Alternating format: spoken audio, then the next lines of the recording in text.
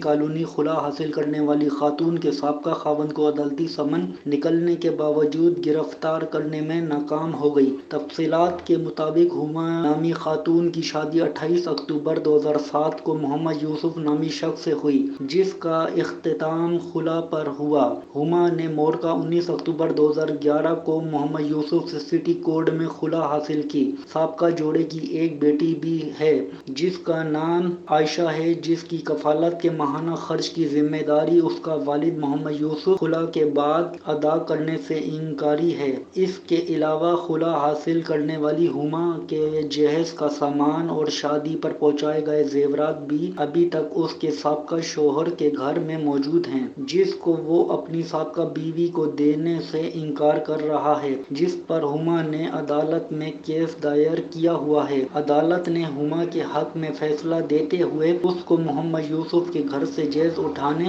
اور بچی کے لیے ماہانہ خرچ ادا کرنے کا حکم دیا، پر محمد یوسف نے اس پر عمل نہ کیا، جس پر عدالت نے اس کی گرفتاری کے وارنٹ جاری کر دیے، مگر تھانہ عوامی کالونی محمد یوسف کو گرفتار کرنے میں تاحال ناکام ہے اور عدالتی فیصلے پر عمل درآمد کرنے میں تاخیر سے کام لے رہی ہے۔ ہما کے ورثاء نے اعلیٰ حکام بشمول وزیر اعلیٰ سندھ واقعے کا نوٹس لینے کا مطالبہ کیا ہے۔ پاک Asia web T V channel کے میڈیا رپورٹر سے گفتگو کے دوران ان کا کہنا تھا کہ تھانہ عوامی کالونی کارروائی کرکے جلد از جلد روپوش محمد یوسف کو گرفتار کرکے عدالتی حکم نامے پر عمل درآمد کروائے تاکہ بچی کی دیکھ بھال اور اس کے گھر سے جہیز اور زیورات حاصل کیے جا سکیں۔